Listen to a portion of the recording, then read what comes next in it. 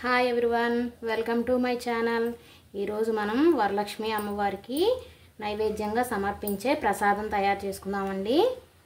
పరమాన్నం ఎంతో టేస్టీగా నేను చెప్పినట్టు ఇలా ఈ కొలతలతో చేసుకోండి, చాలా రుచిగా ఉంటుంది.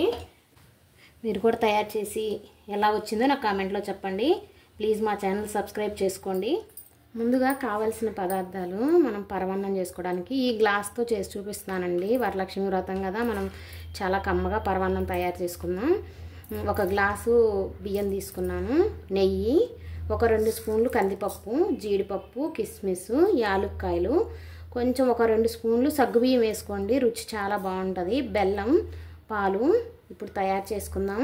ముందుగా ఈ బియ్యంలో కందిపప్పు వేసి బాగా 2-3 సార్లు కడిగి, కొంచెం టైం ఉంటే ఒక 10 నిమిషాలు నానబెట్టుకోండి. ఇప్పుడు సగ్గుబియ్యం కూడా కడిగి ఒకసారి నీళ్ళు పోసి ఒక 10 నిమిషాలు నానబెట్టుకుందాం. ముందుగా ఒక గిన్నెలో కొన్ని వాటర్ వేసుకుందాం. ఒక పెద్ద గ్లాస్ అంత వాటర్ వేసుకుందాం. పాలు కూడా 1/2 లీటర్లో సగం వేసుకుందాం.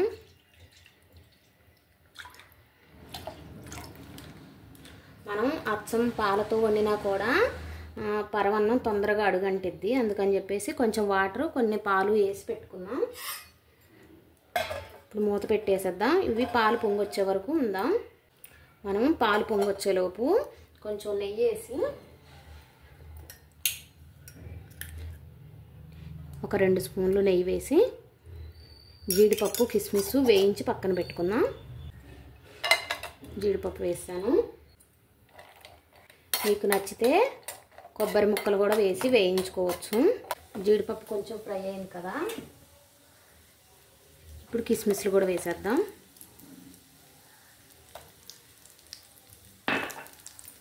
మీరు కొబ్బరి ముక్కలు వేయాలనుకుంటే ముందు జీడిపప్పు కన్నా కూడా ముందు కొబ్బరి ముక్కలు వేసేయండి. జీడిపప్పులు, కిస్మిస్లు వేగిపోయాయి. ఇప్పుడు గ్యాస్ ఆఫ్ చేసి పక్కన పెట్టేసుకున్నాం. పాలు పొంగొచ్చాయండి. ఇప్పుడు సగ్గుబియ్యం వేసేద్దాం. సగ్గుబియ్యం కొంతసేపు నానబెట్టి ఉంచుకుంటే తొందరగా సగ్గుబియ్యం ఉడుకుతాయి. సగ్గుబియ్యం వేసాం కదా, ఇప్పుడే మనం నానబెట్టుకున్న కందిపప్పు, బియ్యం 2 కలిపి నానబెట్టాం కదా, ఇవి వేసేద్దాం. మనం ఎప్పుడైనా పరమాన్నంలో కొంచెం సగ్గుబియ్యం వేసి చేసుకుంటే రుచి చాలా బాగుంటుంది. మీరు కూడా ఒకసారి ట్రై చేయండి. మాకైతే ఫస్ట్ నుంచి ఇలా సగ్గుబియ్యం వేసి చేసుకోవడం అలవాటు, మేము అలాగే చేసుకుంటాము. మీరు కూడా ఒకసారి ట్రై చేయండి ఇలాగా. ఇప్పుడు మీడియం ఫ్లేమ్లో పెట్టుకొని ఈ సగ్గుబియ్యము, కందిపప్పు, బియ్యము అన్నీ బాగా మెత్తగా ఉడికేలాగా ఉడికించుకోవాలి. మధ్య మధ్యలో కొంచెం కలుపుతా ఉడికించుకోవాలి. ఎందుకంటే మనం సగ్గుబియ్యం వేసేవాళ్ళం కదా, అందుకనే తొందరగా అడుగు అంటిద్ది.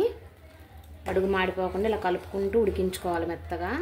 మీకు పరమాన్నం ఇలా ఉడుకుతుంది కదా, నాకైతే బెల్లం మంచిగానే ఉంది, నేను ఇలా వేసేసుకుంటాను. మీకు ఒకవేళ బెల్లంలో నలకలు కానీ రాళ్ళు కానీ ఉన్నాయి అనిపిస్తే ఇవి కరిగించేసి కొంచెం పక్కన పెట్టుకోండి. ఆ తర్వాత పరమాన్నం బాగా మెత్తగా ఉడికాక బెల్లం వేసుకుందాం. ఉడికిపోయిందండి, మెత్తగా అయిపోయింది. ఇప్పుడు మనం ఇందులో బెల్లం వేసేసుకుందాం. కొంచెం ఇలా ఉన్నప్పుడే బెల్లం వేసుకోవాలి.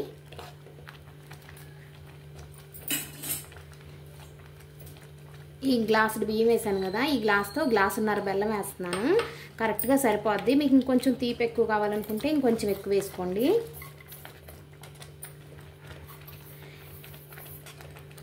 ఈ తీపి అయితే సరిపోద్ది, మైల్డ్గా ఉంటుంది, కొంచెం తినాలనిపిస్తుంది పరమాన్నం. ఇప్పుడు సిమ్లో పెట్టేసి కొంచెం ఈ బెల్లం కరిగేలాగా ఇలా కలుపుకుంటూ కలిపేసి మూత పెట్టేసేద్దాం. ఇప్పుడు యాలక్కాయలు నలగొట్టి పక్కన పెట్టేసుకున్నాను.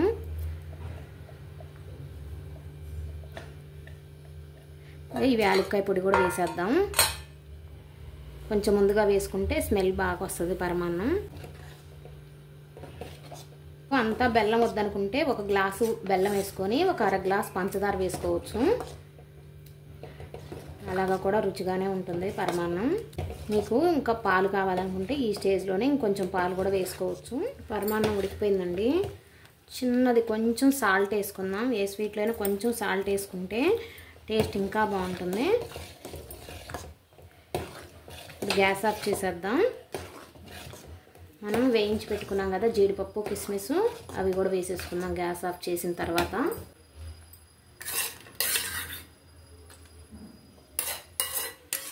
ఇలా నెయ్యి ఉంది కదా, నెయ్యితో సహా వేసుకుందాం. మనం ఇంకా కొంచెం నెయ్యి వేసుకుందాం.